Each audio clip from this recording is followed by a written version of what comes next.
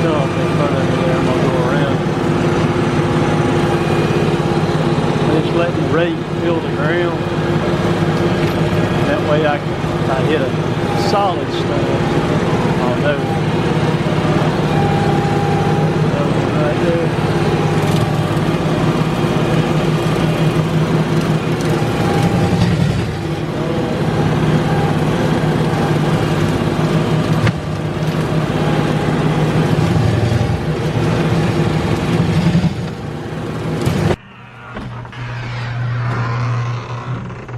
This is my mode of transportation this morning.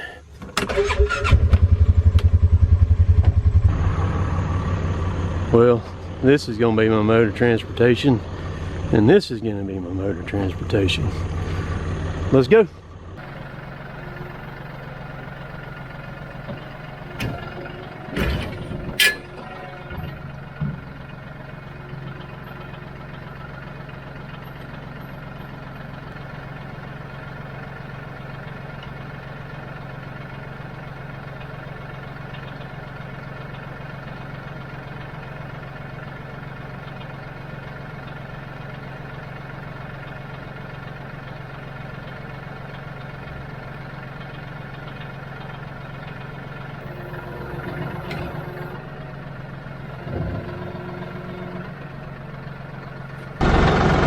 So this is a perfect day for this too.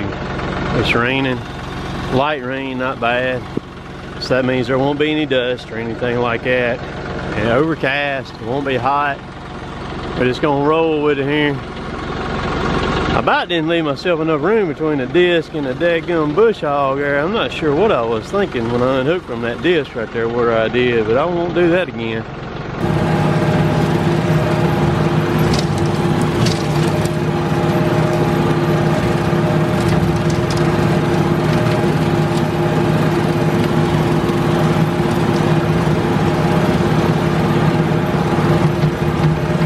Alright, so the people that wanted to see what the spray results was, this is a week and a half later after I sprayed it.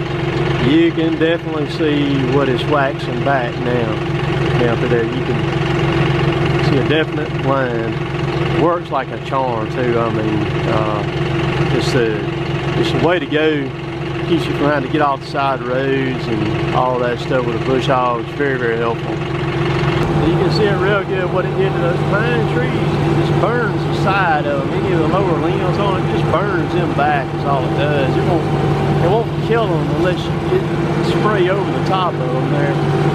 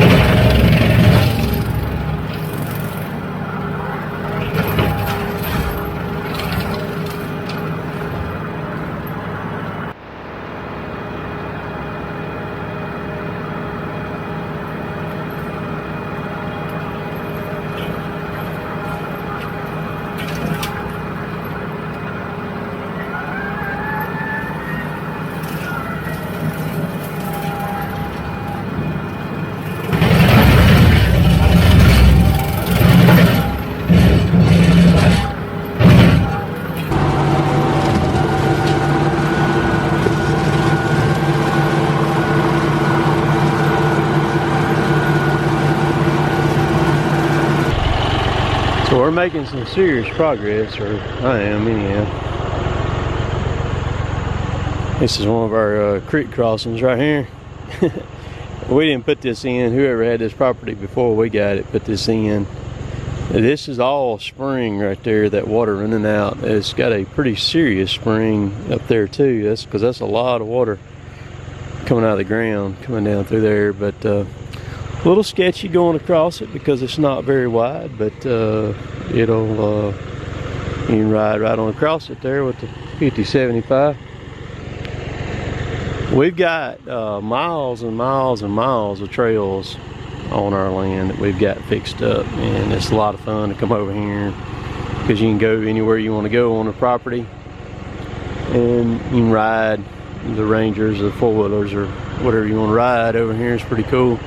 This is a good strip of hardwood down this SMZ down through here. Real nice, a lot of white oaks and stuff like that. Real nice bow hunting area. Nice woods, got some cover in it. Real pretty. We'll never cut this right here. We'll always leave this. We'll just leave it. So I jumped off to squirt the dirt right quick and give me a swig of water, and we're gonna roll on through the day.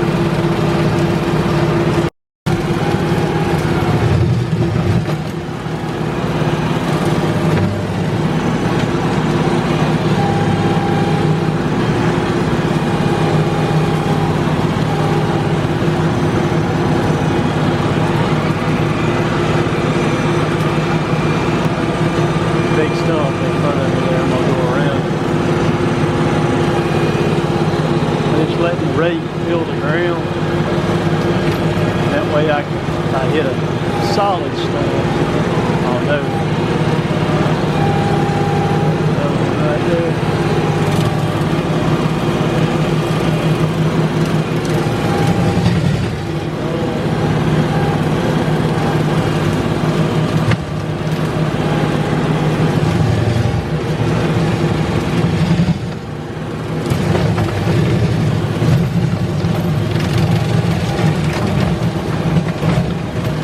Take this stuff has been cut a couple of years or so, 3 years, and the stumps will just basically turn to powder, unless it's just a really bad one.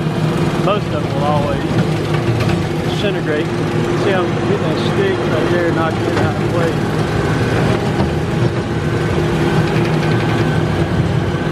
That rake does real well doing stuff like this right here. What I'm doing, there's a box stand back behind me, about 200 yards. And I've been wanting to get a lane out through here for a while. And so we're going to do it today. We're going to go as far that way as I can stand to go.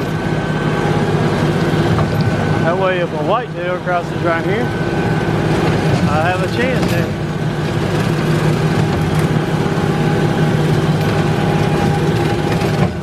Letting that rake glide right on the ground right there.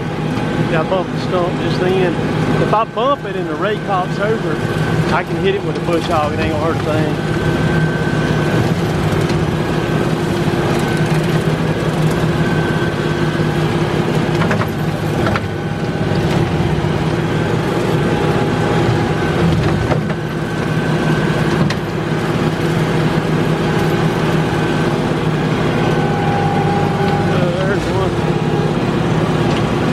That's a pretty solid one right there. It's on this left right here. Let's see if I can, there it is right there. Right there. That's probably a bit hard to listen. I got to put the bush hog up to get by. Oh yeah. Get by.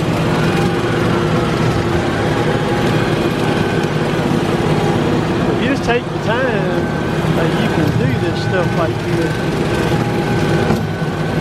It's hard. It would be harder to do with a bucket on the front of the tractor though.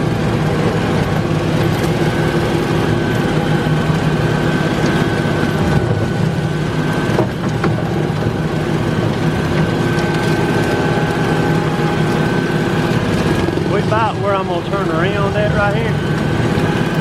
And you can kind of see what it looks like.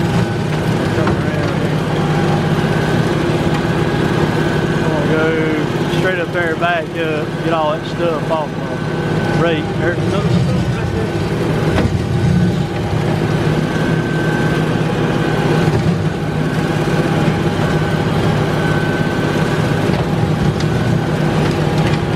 Alright.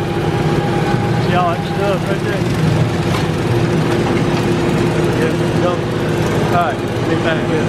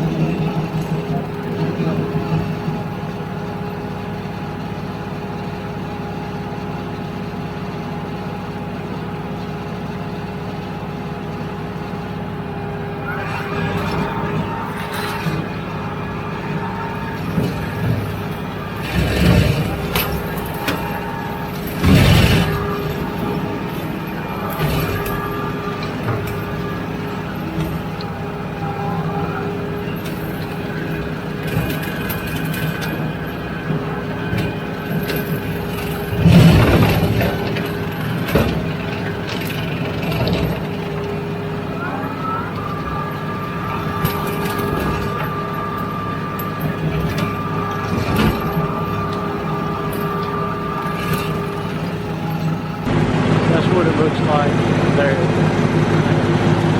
Alright, we're going to hit it, go all the way back now. Cut over a lane over to the right.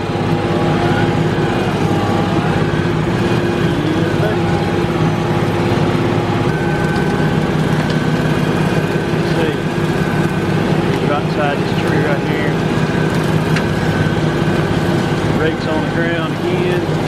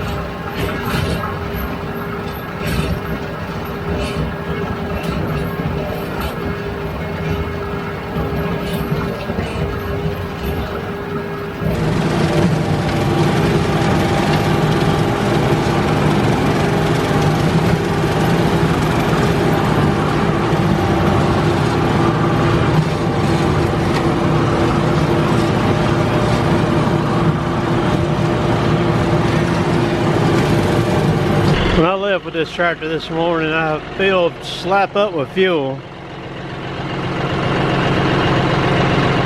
And that's where it's at now. Done burn a whole tank in about 7 hours or so is about all I run. So I'm gonna fill it up here real quick.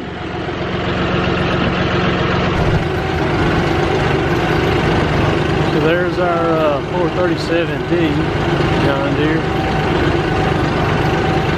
And there's the 726 Tiger Cat. There's the H22 with the 622V Warthog on it. And there's a 748 G3 John Deere right there.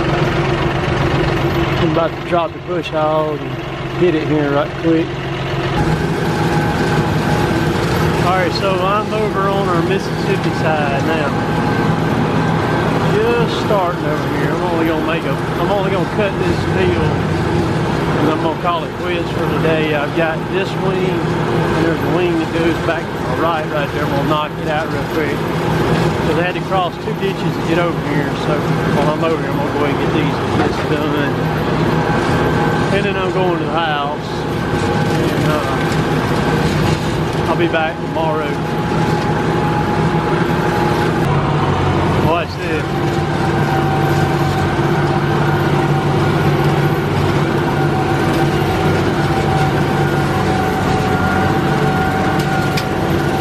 Makes you realize how big that machine is right there.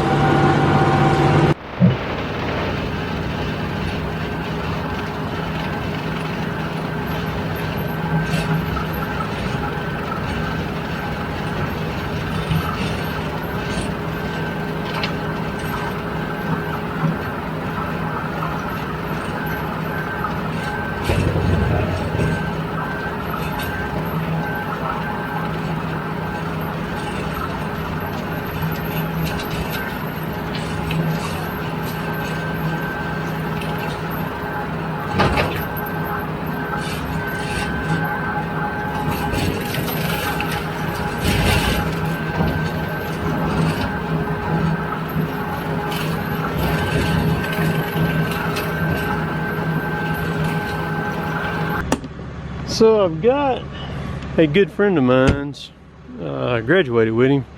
Actually, my neighbor too, this is his backhoe. Brought it over here to unload it, where he can run it over here. Man, these things right here were beasts for backhoes. They're, back in the day, those things are so freaking strong. They made a 655 also, and it was a sure enough stud. But I had another, well, there was 3 of us that went to school together and graduated. One of our friends, his name was Chris, he actually bought this machine right here. He did septic work with it, putting in his septic tanks and fill lines and treatment plants, stuff like that. And then he sold it to my neighbor, which his name's David, and he's had it ever since. And Chris ended up buying a Komatsu, and now he runs a mini excavator, a Yanmar is what he runs. But these are some good machines, very strong. I've helped David repack some of these cylinders on this thing. They got crazy locks on them right there. You got to pull those things out. So I was helping him out, move it over here for him. It's about, I don't know, 18, 19 miles over here. Move it over here real quick. Get it dumped off. It's about to rain. I'm fixing to go home, cook some chicken right quick. So all this was filmed on this past Friday. We couldn't work because the mills weren't taking or anything. And all this you seen took place in the same day. Even moving the backhoe, my neighbor had asked me about moving it. So I told him, I said, we can move it Saturday morning or whatever you want to do. And I said, I'd rather load it tonight, which is Friday night. So I went over there and he said, you know, come on if you want to load it. So I went over and loaded it Friday night. And he said, I tell you what, he said, if you want to go ahead and take it on over there, you know, this evening, he said, you're more than welcome to take it. I said, I'm gone, man. So I shag-ragged on down the road and dropped that backhoe off for him. But all my life, the Bushhog and stuff, all we've ever had is Bushhog brand Bushhogs. Bushhog has since been sold out now, and they still got the Bushhog brand, but it originally, and I think still does, built down there in Selma, Alabama. Just phenomenal machines. I think they were, I do believe they were one of the original rotary cutters out there, you know, heavy duty type rotary cutters. I have pulled, that is a 297 Bushhog, brand Bushhog. It's 7 feet wide. I think it's got a 120 horsepower rated gearbox on it. It's a pretty heavy hog. I've pulled a 2615, which is a Batwing Bushhog brand. Pulled it a lot with my case tractor that I had. Now that was a sure enough heavy Bushhog. I mean, you better had you something when you hooked to that thing. We have a lot to take care of, a lot to Bushhog, and as you can see in this video, I do have a few open areas that would work well with, you know, a TS12, which is a Rhino 12-foot Batwing, or an E12 John Deere. And the Rhino also makes a TS10 too. But for the most part, what I clip and cut is on those narrow lanes, and it would be very hard to deal with a pull type Bushhog. If I was going to buy a Batwing style, I would go for the E12 John Deere. I've looked at them. I like them a lot. They are very expensive, and I may opt to get me one next year. But it kind of sucks, like when you're going, you know, you got places you can't run the E12 in, and you just got to run a 7-footer in. So, you know, it's kind of aggravating as far as that goes. But the Bushhog brand, and you're going to see another video coming up of what I put that thing in today running, because I ran all day again today. Derek and I worked together all day today. We were together yesterday when this video was filmed right here. and all day again today, and you'll see a bunch of footage with him in it coming up. But the stuff that we put those Bushhog brand Bushhogs in is tough. And there's probably, I'm sure there are people saying, man, you need a brown tree cutter. You need a brown. No, I don't need a brown tree cutter. If I can't cut it with that 297, I'll just get the tree cutter or chainsaw and cut it down and do it like that. But because, you know, I'm mainly after, you know, cutting my grass. But I will say this. I wish the 5075 had a larger fuel tank, because I burnt that tank. I think it holds 18 gallons of fuel. I burnt that tank of fuel in 7 hours on that tractor. And if it would have done a regen on it, it wouldn't even last 6 hours on that thing. I wish it. It'll do to burn some fuel now if you're working it like I was. And I was running in 4-wheel drive a majority of the day. The Rakemaster rake, that's an actual wider Rakemaster. It's wider than my tractor is. If you're going after a Rakemaster, it's a very good attachment for a tractor. Buy what'll fit your tractor. Don't buy one wider than it, because it's heavy. Things very heavy. So, but it's bulletproof. You ain't got to worry about it. You can do whatever you want to with it. So, hope you enjoyed all that. That was some rough bush hogging there. But I like it, enjoy it. I like getting ready for deer season. Love it. That's the favorite part of it for me. I like the hunting part, but getting ready for it, doing everything that you got to do to get ready. And we do it year round. I mean, it never ends. For me, it doesn't. I'm working at it year round. So hope y'all have a enjoyable Sunday. We'll catch y'all later. Later, taters.